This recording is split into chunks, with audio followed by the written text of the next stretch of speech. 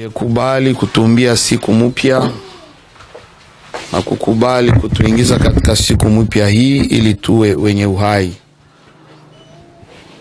Basi mkutano wetu wa asubuhi ya leo tumependa kuanza na wewe ili baraka ziwe tele. Tunatumaini tutamaliza pamoja na wewe. Watumishi wako wako hapa, watoto wako hapa, wazazi wako hapa. Sote tunajiacha chini ya neema na chini ya ulinzi wako. Acha Roho Mtakatifu mwenye kuwa na uwezo juu ya kila kitu atawale mahali hapa, na yote tutafanya ikurudishie heshima na sifa na utukufu kwa jina la Yesu Kristo aliye Mwokozi na Bwana wetu. Tunaomba na shukrani tunarudisha. Amen. Amen.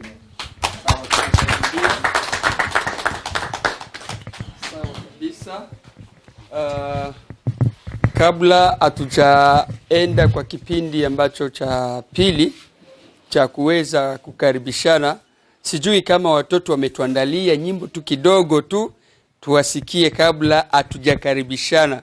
Sijui katibu nasemaje? Yuko hapa yupo?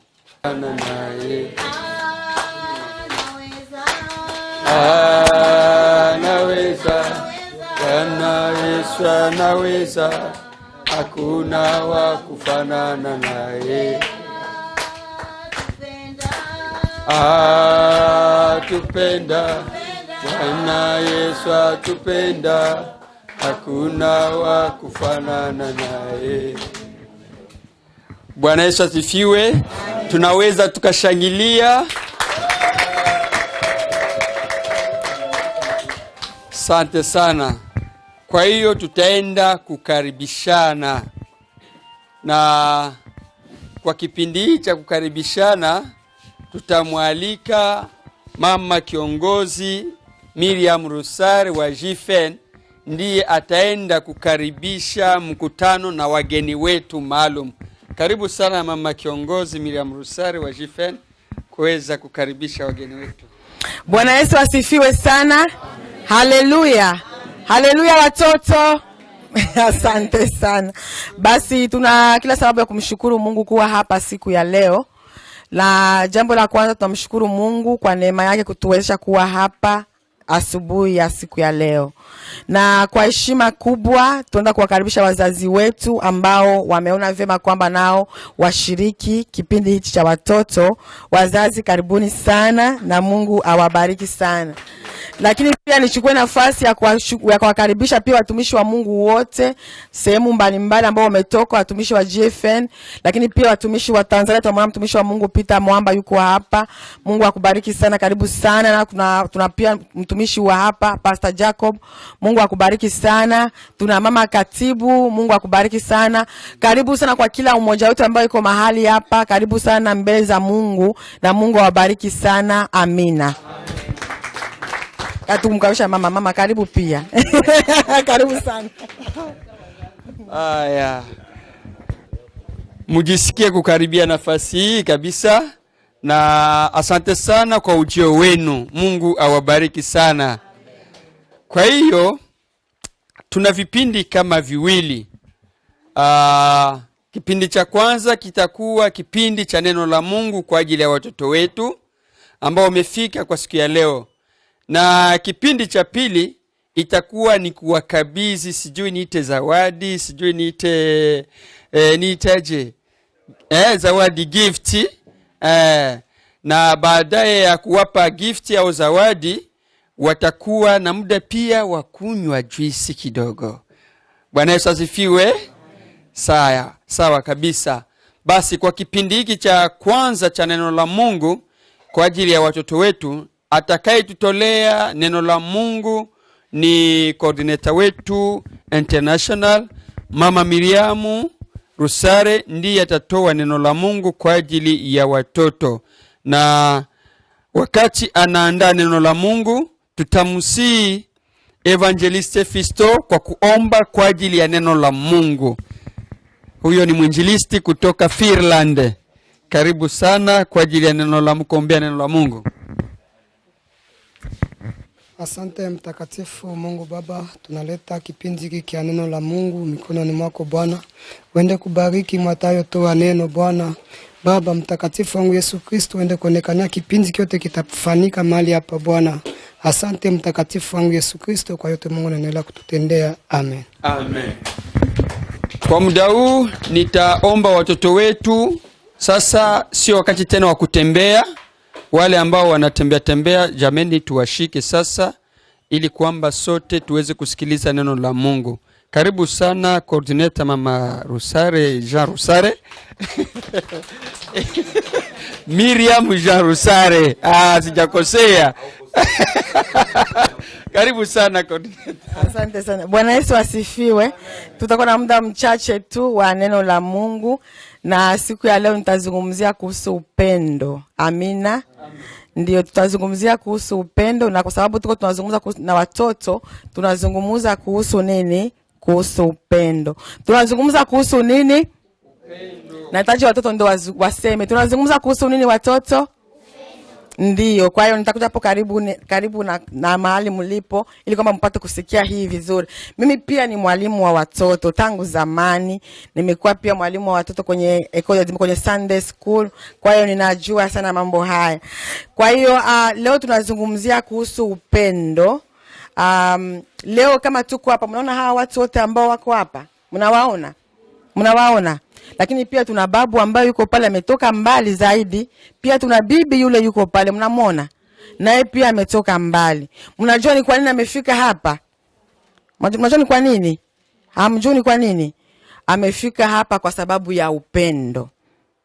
Si ndio? Amefika mahali hapa kwa sababu ya nini? Ya upendo, kwa sababu anawapenda sana. Ameacha kila kitu, ameacha nyumba yake, ameacha familia, ana kanisa kubwa, ameacha kanisa na Wakristo ambao ni watoto ambao anawapenda sana, lakini aliwapenda ninyi akaja hapa Tanzania. Si ndio?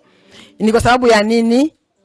Ya upendo. Kwa hiyo unapompenda mtu, una uwezo wa kuacha kila kitu ukafanya kwa ajili ya yule mtu. Unapompenda mtu, una uwezo hata kutoa nguo yako, vazi lako ambao unalo, unalitoa, unampatia yule mtu ambaye uko naye. Kwa sababu ya nini? Ya upendo. Kwa hiyo hata sisi wote ambao tuko hapa, tumetoka mbali, tumekuja, ni kwa sababu ya nini? Ya upendo. Kwa hiyo ninapompenda mtoto huyu hapa, ninaweza kumpa, akinilomba pipi, nitafanyaje? Kwa sababu ninafanya nini? Kwa sababu ninampenda. Lakini akiniomba pipi ninamnyima, hapo nitakuwa simpendi. Sasa siku ya leo tunazungumzia kuhusu upendo, kwamba Mungu ndiye upendo. Tunajua kwamba tuna Mungu. Si mnaamini kwamba tuna Mungu? Mungu yupo wapi? Yupo wapi? Yupo mbinguni. Tumpigie huyu mikono, anajua kwamba Mungu yupo mbinguni. Asante sana. Kwa hiyo tunajua kwamba Mungu yupo wapi? Yupo mbinguni. Ndio, yupo huko juu mbinguni. Na Mungu ndio upendo wenyewe. Kwa hiyo Mungu ametupenda sisi, akatuumba, akatufanya jinsi tulivyo, ni kwa sababu ya nini? Ya upendo. Kwa hiyo Mungu anatupenda. Unaweza kuwa na mzazi wako, unaweza kuwa na ndugu, jamaa na marafiki ambao wanakupenda, lakini upendo wa Mungu uko juu zaidi, si ndio? Kwa hiyo upendo wa Mungu unakuwa uko juu sana kuliko hata upendo wa wanaotuzunguka. Mama yako anataka kukupenda, baba yako anataka kukupenda, ndugu na marafiki, na zaidi kwa wale ambao hatuna wazazi tena, unaweza ukahisi kwamba uko peke yako. Lakini nataka kukuambia kwamba haupo peke yako, kwa sababu Biblia inatuambia kwamba Mungu anasema kwamba yeye ni mzazi wa wale watoto ambao ni mayatima, ambao hawana baba. Anakuwa baba yao. Si ndio? Ndio, anakuwa baba yao. Na anafanya hivyo kwa sababu ana nini? Ana upendo. Kwa hiyo nimetaka kuzungumza neno fupi hili ya kwamba sisi sote tuwe na nini? Tuwe na nini? Sisi sote tuwe na nini? Tuwe na upendo. Kwa hiyo mahali pote utakapokwenda inahitajika kwamba uwe na nini? Na upendo. Yaani kupenda ndugu yako, kupenda mtu yoyote ambaye unayemuona, umpende kama wewe mwenyewe unavyojipenda. Si unajipenda pia na wewe? Unajipendelea zaidi, si ndio? Unaponunua chips mayai, so unapenda kwanza ushibe wewe. Lakini sasa unaponunua chips mayai, unapokupatia chips mayai, umuwazie ndugu yako naye, si ndio? Anapokuomba ndugu yako naye umfikirie kwamba naye pia ana njaa, anahitaji, si ndio? Hapana kuwaza, hapana kujiwazia wewe mwenyewe, hapana kujifikiria wewe mwenyewe, hapana kujiridhisha wewe mwenyewe. Lakini pia unapaswa kuwazia mtu mwingine, kumfikiria mtu mwingine, si ndio? Hiyo Kiswahili mnakielewa? Kinaeleweka au kina mapungufu mengi? Kinaeleweka. Ndio, kinaeleweka sana. Kwa hiyo unaponunuliwa kuku mayai, usijifikirie wewe mwenyewe, fikiria mtu mwingine pia, si ndio? Kwamba jinsi wewe vile una njaa, kuna mwingine pia na nini? Ana njaa. Kwa hiyo naye pia anahitaji. Ndio kwa maana anapokuomba kwamba umpatie, anapokuomba nipe, jisikie kufanya nini? Kumpatia pia na yeye. Kwa ajili ya nini? Ya upendo. Kwa hiyo siku ya leo tumezungumza kwa ajili ya upendo, na nitawaomba kwamba jambo hili mlishike kwenye mioyo yenu, kwamba tunahitajika kuwa na nini? Na upendo. Kwa sababu Mungu mwenyewe ndio nini? Si ndio? Mungu mwenyewe ndio nini? Ndio, Mungu mwenyewe ndio upendo. Na Mungu anatutaka kwamba na sisi pia tuwe na nini? Tuwe na upendo. Basi Mungu awabariki sana. Mimi nimezaliwa niko yatima wa baba na mama. Sikuwaona hata mama hata baba. Vraiment ninashukuru sana kwa hii kitendo kini mama amefanya. Na pia ningeambia mama pale, kwa kipindi chochote kile kile utakuwa na programu yoyote ya watoto, unijulishe. Nitasaidia kabisa. Jameni, sijasikia makofi.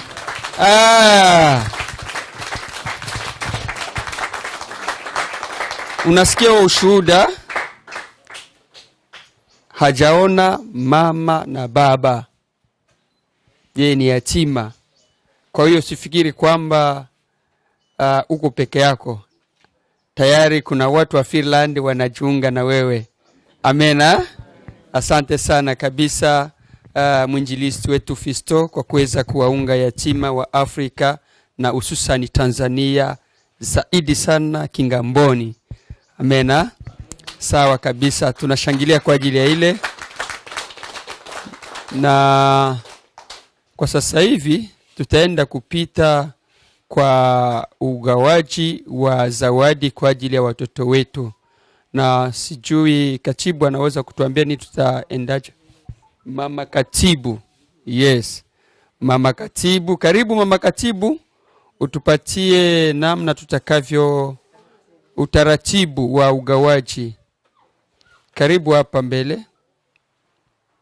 Tunamshangilia jameni, encourage. Huyo ndio katibu. Anaitwa mama katibu Alice. Yes. Bwana Yesu asifiwe. Bwana Yesu asifiwe sana. Amina. Kwanza napenda nishukuru sana uongozi wa GFN kwa kuwaza kitu kizuri kama hiki. Mungu wa mbinguni awabariki sana. Lakini nipende kuwashukuru wote ambao mko mahali hapa kwa upendo wa namna hiyo. Niende moja kwa moja namna ugawaji utakavyokuwa. Tuko na unga pale, tuna madaftari, tuna peni. Kwa hiyo nitaomba watu 3 au 4, nitakuwa nawapa hivyo vitu na then wanakuwa wanawapa hawa watoto. Kwa wale ambao, kuna wale ambao familia moja wako 3 na kuna wengine ambao yuko mmoja. Kwa hiyo hao watapata tofauti na wengine wale ambao wako mmoja. Asante sana. Asante sana kwa mama katibu wetu. Tunaweza tukashangilia kwa ajili ya ile. Sasa tutaanza namna hii.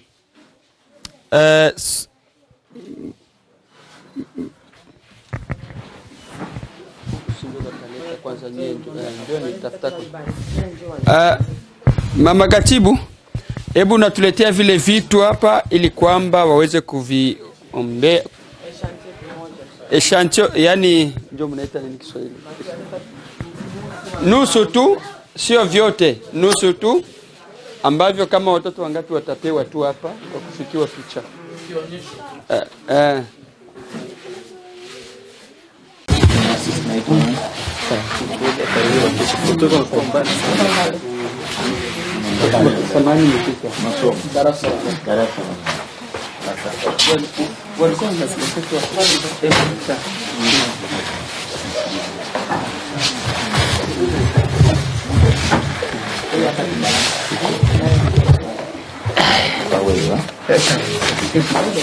Kaze.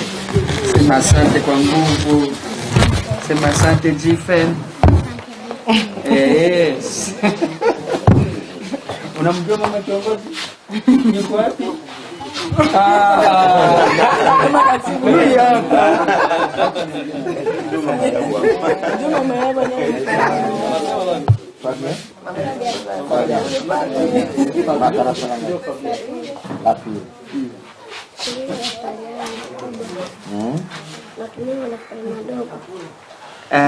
Madogo wazazi ndio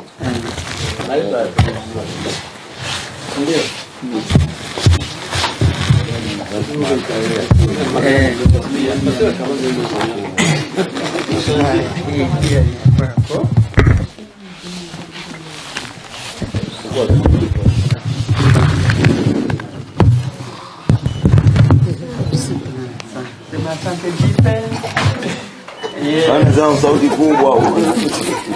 Sema sauti kubwa.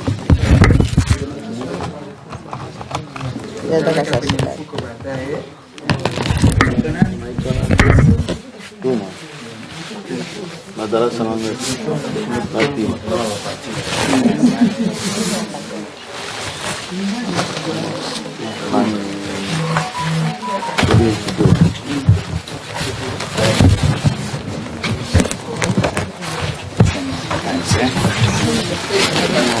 Sema asante kwa sauti kubwa Jifen. Hebu chukua na mfuko wako.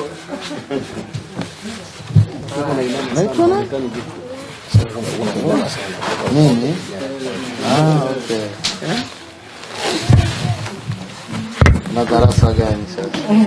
Darasa la ngapi? Nani? La pili.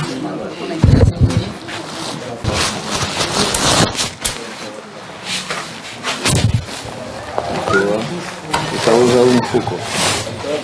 Utauza. Mangu. Haujasema asante Jifen.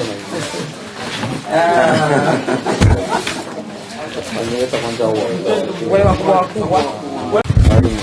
Kidato cha 4. Cha 4. Secondaire, 4e. Hebu tuongee hivi. Sogea. Angalia. Wow.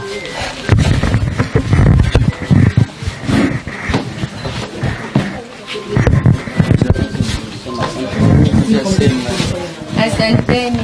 Asante Jifen. Yes.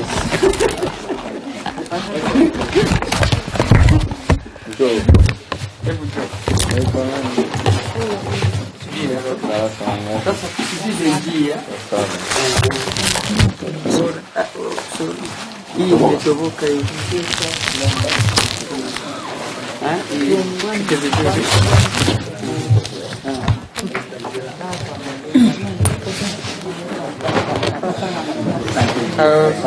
Asante Jifu.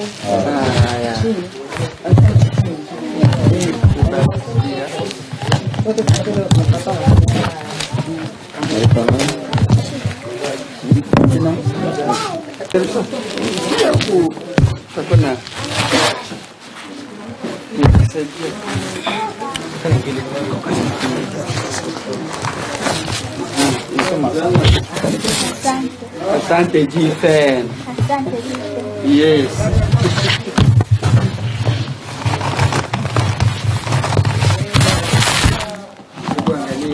Wewe au mtu?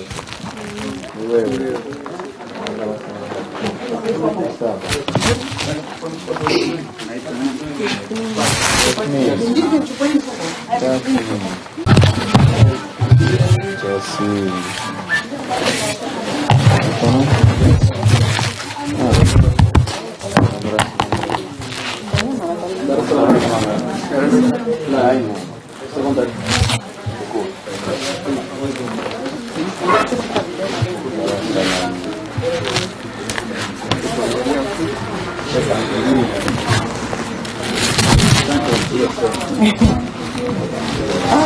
Hamna sauti.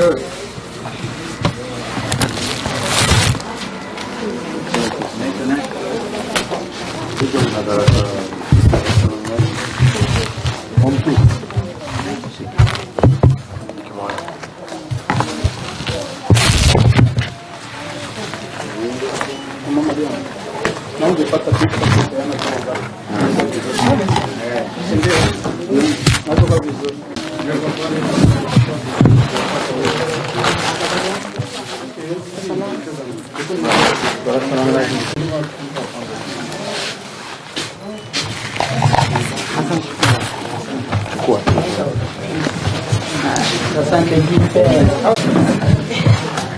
Shaki tekuya na Ndio.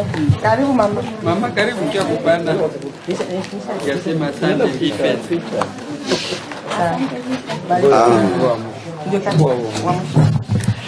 mama. Habari yako?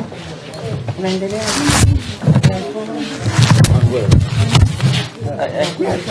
Kama kubwa.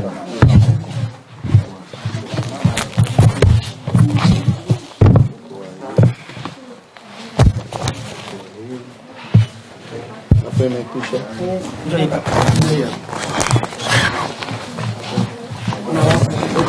Asante jipe. Karibu mama. Karibu. Kuja.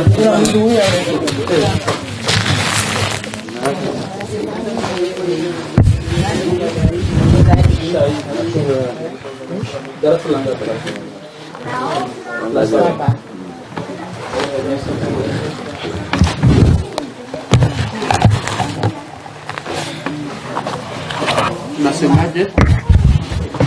Sio unaniambia mimi.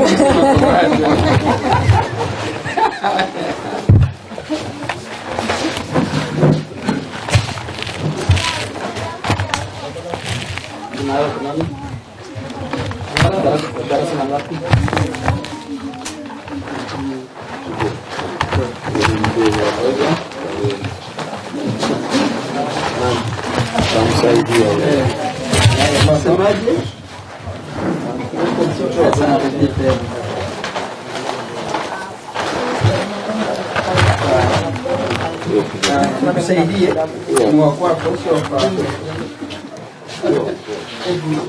Mbona tu pale pembeni?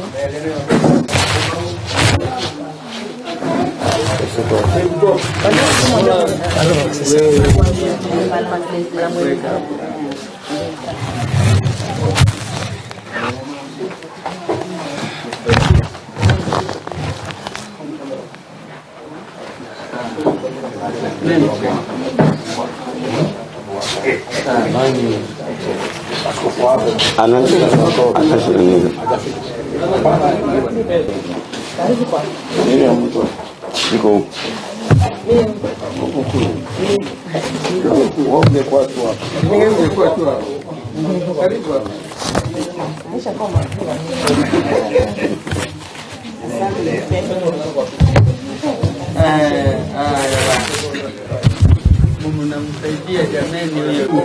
Bibi watafanyia na chai. Bibi awe nyuma. Bibi kaa hapo nyuma. Mjidi hapo tu. Weka hapo tu. Bibi. Kwa huyo.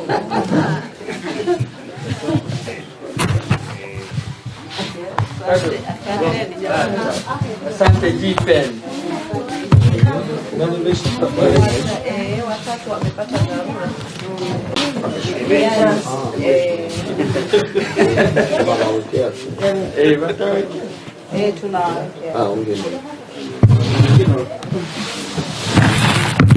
Bye bye.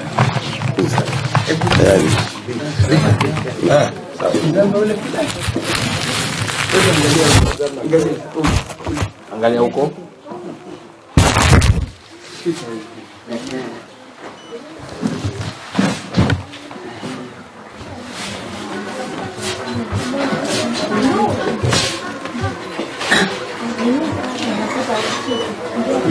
Kizame ule. Hamsema sasa jipe.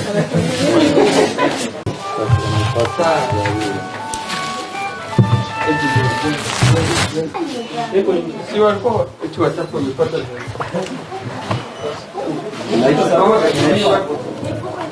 Bamsaidie basi kama.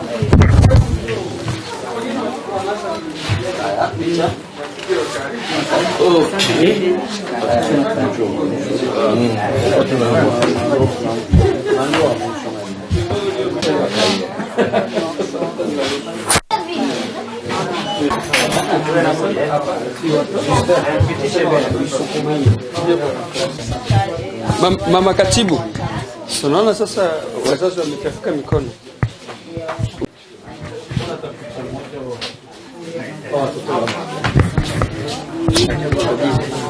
Ulinielea telefoni? Sawa, pole.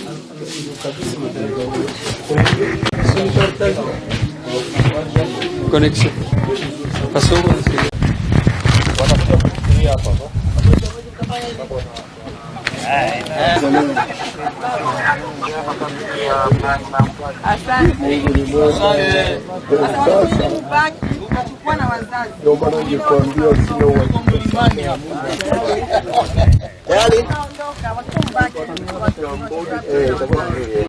Okay, bwana ni Electa Erishadai kutoka Erishadai Media. Bwana na hapa kama mnavyoona nyuma yangu watu walivyokuwa wengi namna hii.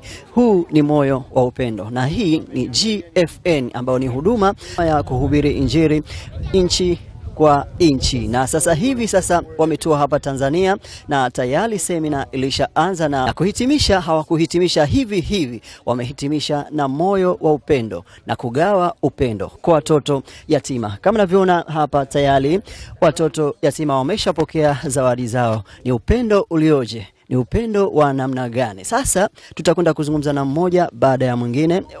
Amen. Hongereni sana kwa moyo huu wa upendo. Tulianza na kuhubiri injili na tukahitimisha na mkaonyesha moyo wa upendo kwa watoto hawa ya yatima. Hongereni sana, niwape hongera sana kwa huduma hii ya kipekee kabisa. Asante sana. Okay, unalipi la kuambia watazamaji wanatuzama juu ya hiki ambacho mmekuonyesha siku ya leo, au tungependa pia kufahamu zaidi juu ya hii huduma ambayo inaendelea?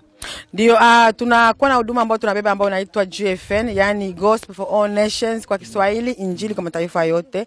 Na tunatembea na andiko ambao unasema enendeni mkawafanye mataifa tokuwa wanafunzi wangu. Lakini katika hali ya kufanya injili tuna mambo ambayo injili, kwa kufanya injili kuna vipengele mbalimbali tunafanya vya injili. Kwa tumekuwa na injili ambayo imekuwa ya hadharani, tumekuwa na mkutano wa hadharani, lakini pia tulikuwa na kongamano la watumishi, na tumeamua kufanya injili ya matendo ambayo ndio hii, kuwaona watoto ambao wana uhitaji ya zawadi. Na Biblia pia tuambia kwamba dini ya kweli ni ile ambayo inawajali mayatima, wajane na wale ambao wasiojiweza. Na kwa sababu sisi tunahubiri injili ya uamsho wa kweli, tumefuata neno hilo la Mungu ili kwamba tupate kutimiza hayo maandiko na kufanya injili ya matendo. Okay, huu ni moyo pekee ambao mnaofanya. Mna neno gani kwa wale ambao wanawatazama na huenda pia nao wanafanya huduma ya injili? Mnawaambia nini kuhusu hiki ambacho mmekifanya siku ya leo? Neno ambao nataka kuambia watu, kwa wale ambao wanafanya huduma kama hii ya injili, ni vizuri pia mnapofanya kongamano, mnapofanya mikutano, mfikirie pia wale ambao wana uhitaji. Kwa sababu tunapofanya mikutano tunakuwa tunatoa neno la Mungu ambao ni la kiroho, lakini pia kuna uhitaji pia ambao tunaita kwamba ni injili ya matendo, kuonesha watu upendo. Na Biblia inasema kwamba imani bila matendo imekufa. Kwa hiyo inabidi kuwa na matendo fulani kuwaonesha watu kwamba tunawapenda, sio tu kwa maneno, lakini pia kwa kuwaonesha vitendo vya kuwapa wale watu ambao wana uhitaji. Okay, hii injili imehudhuriwa na mataifa mangapi? Kwa kifupi kama vile mataifa 9 au 8. Kwa sababu tumekuwa hapa na Finland, tumekuwa na Rwanda, Burundi, Tanzania, Kongo, Zambia, wamekuwa hapa. Wajiandae wapi? Hawajaendea Zambia mwakani. Zambia mwakani mnaambiwa mjiandae. Bwana, hatuna una lolote labda la kumalizia? Cha msingi namshukuru Mungu sana. Tumeona mwitikio mkubwa kwa injili hapa Tanzania. Niwashukuru wa Tanzania ambao wameandaa hiki kitu hapa, lakini pia nishukuru watu wa Kigamboni wamejitokeza kwa wingi, na pia niwashukuru watu wote ambao wamehudhuria pia kutoka kwenye mataifa mbalimbali kuja hapa. Kwa hiyo Mungu awabariki sana. Zaidi na zaidi wasimwache Mungu. Kabisa, hiyo ndio kitu kyote. Wasiwaamini waamini. Wasiwaamini wamuamini Mungu, lakini pia wasimwache Mungu. Mungu ndio kila kitu. Amen. Nadhani tumemaliza. Asante sana, Mungu akubariki sana. Bwana, nipo hapa na kama ulivyosikia mama alivyozungumza. Bwana, Mungu anakuita.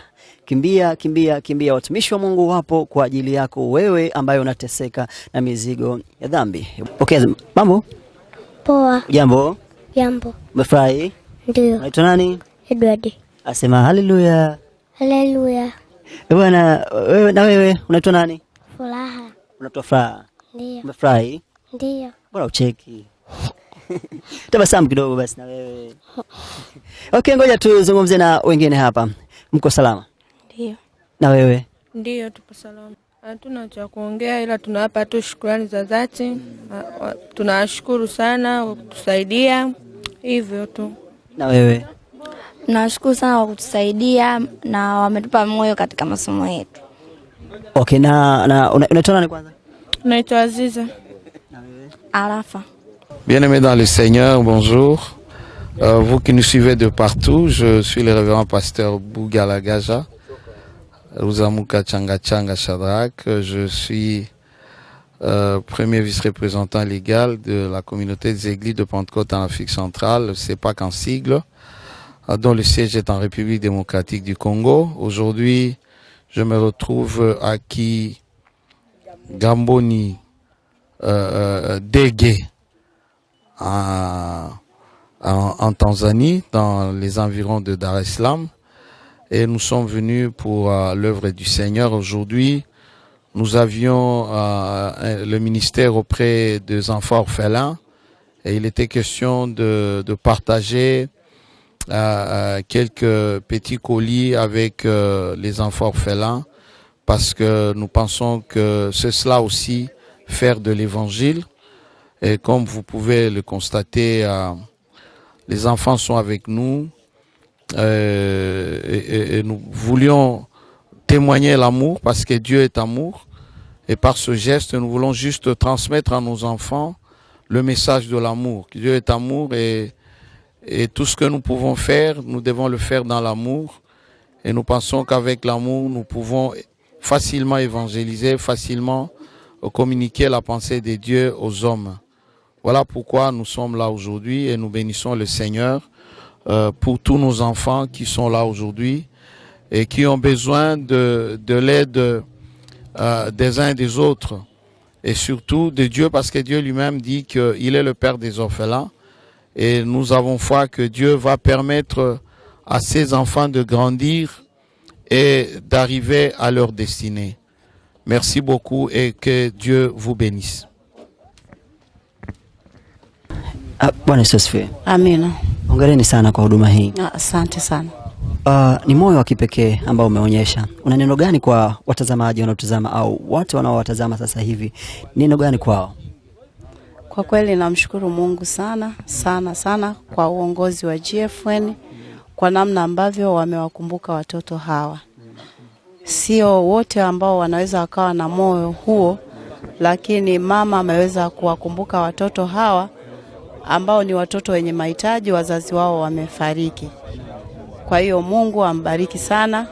Mungu amuongezee pale alipotoa, azidi kumbariki zaidi.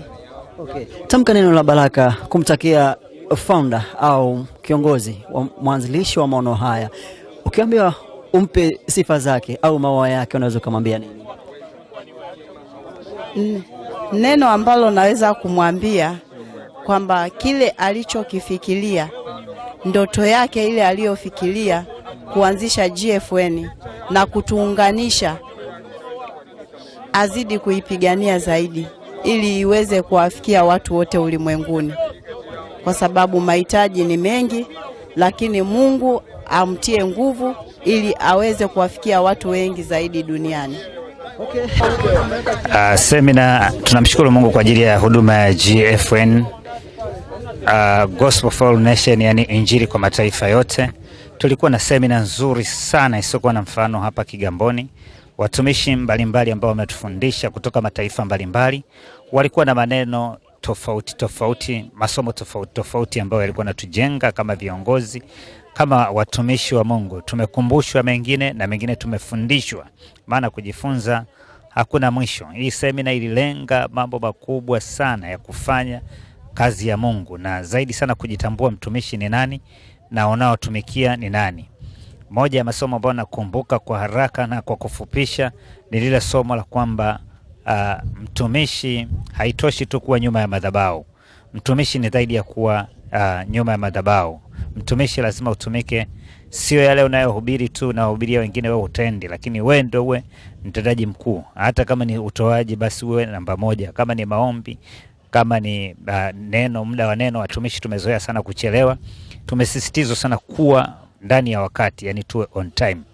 Na haya yote tuliyojifunza tumeyashika, na ni muda ambao pia tuliambiwa tuna vyeti ambavyo tunapewa baada ya masomo haya ambayo kwa kweli yametujenga, na hivi kupewa vyeti imetupa nguvu na kujiamini sana na kuweka kumbukumbu ndani ya mioyo yetu kwa yale ambayo yamefanyika. Tunawashukuru sana wachungaji, mitume, manabii na maaskofu ambao walisimama kutufundisha.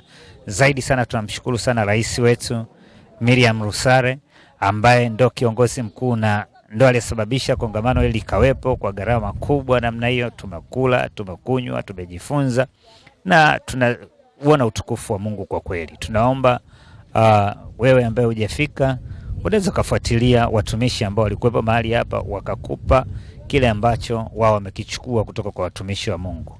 Basi naomba nimalize kwa kusema kwamba tunahitaji sana kuombea watumishi wa Mungu. Tumeambiwa tuombeane sisi kwa sisi na kuombea wengine ndio wajibu wetu.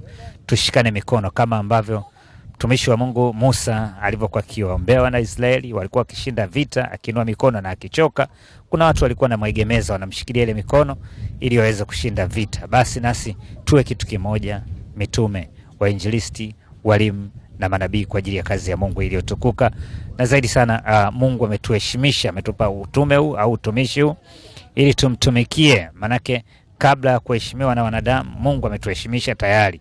Kwa hiyo usiwe mtu wa kuwaza unapofanya huduma kwamba unahitaji heshima au watu watafikiria vipi, kwa sababu Mungu ametuheshimisha tayari. Basi nasi tusimame kwa heshima katika hii kazi njema aliyotuitia. Asante sana. Mungu awabariki sana. Amen. Ya kupana vyeti vya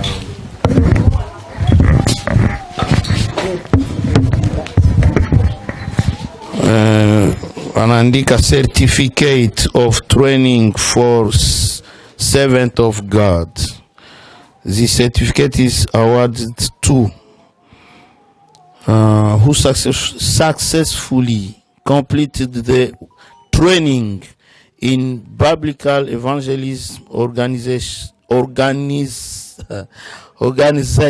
by GFN on July 6, 2026.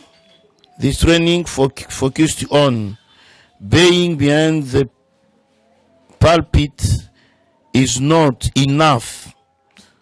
Soul winners helping each other in ministry.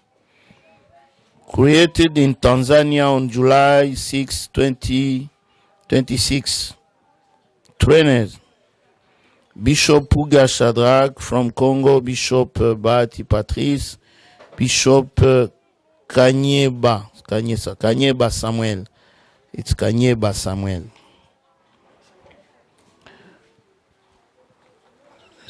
Signed by Bishop Emmanuel Mbagwile, host, missionary Miriam Rusare, founder. Okay? Tukikuita unakuja, unachukua cheti chako. Tunaita Jean Rusare Karushumba.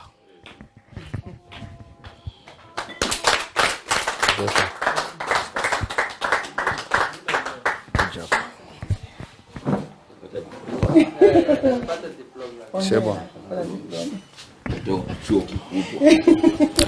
Justin Balenga Batimanwa.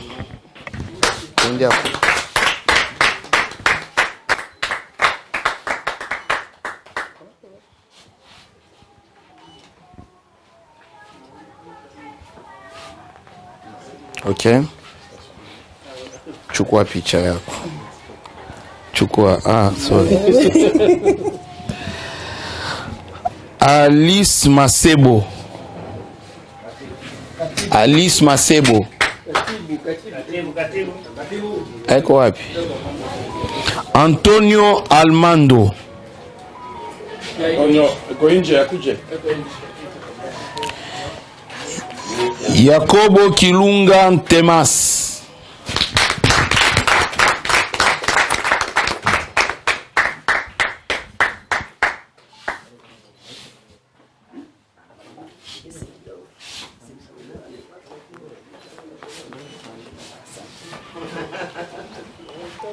Alice Antonio Almando.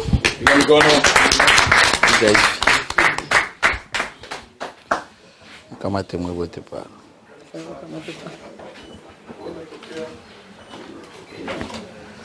Okay. Alice Masebo.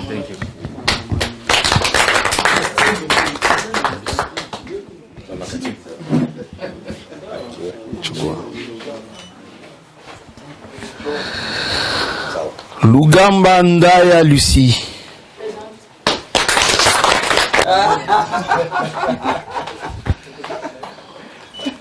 Chukua hapa.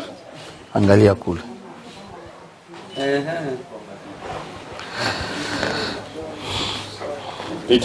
Peter Mwamba.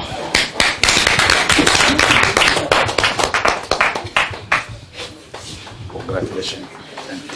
Angalia huko.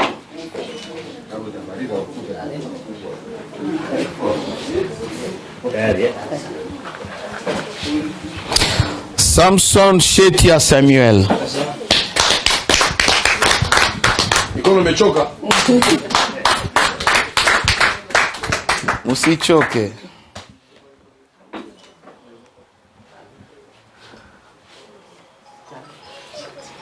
Ndairajige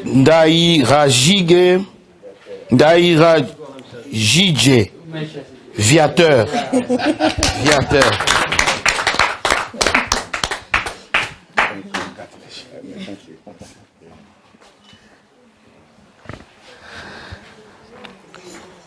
Yumba Kiabuta Paul.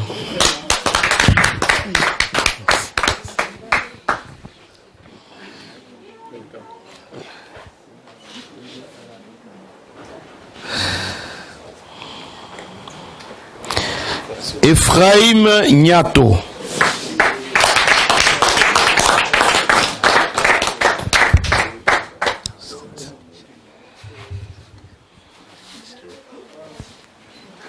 Tizama.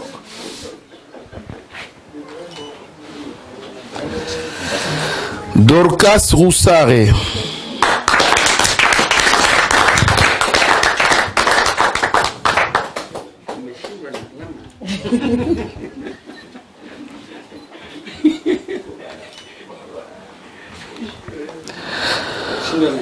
Musafiri Miché.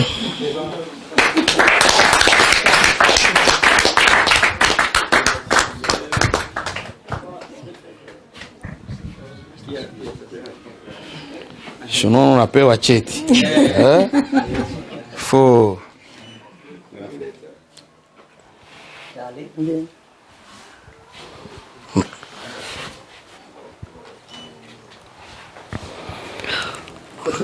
Luz.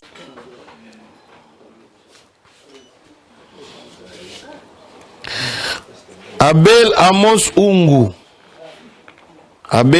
Ungu. Rushalika Kasigwa Fiston. Michael Shabi.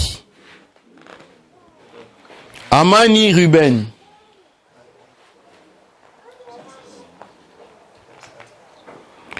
Kasimu Esther Musafiri.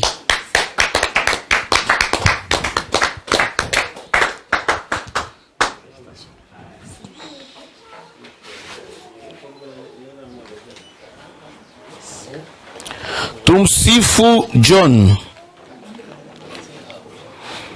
Rushalika Matumaini Espoir.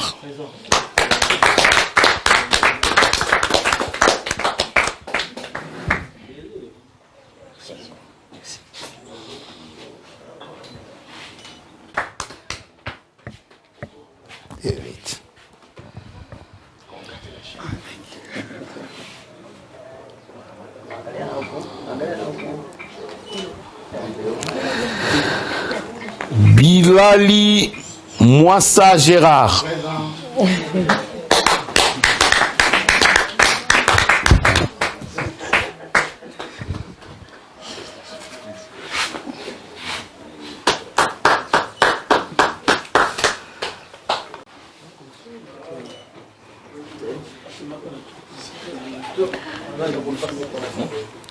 Nyenyekea Amina Esther.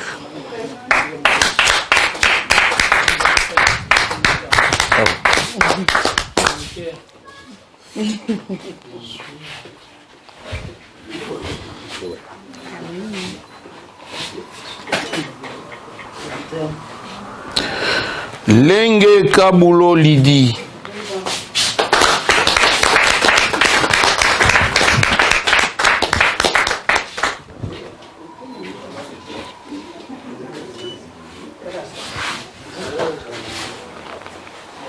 Esther Hébreu.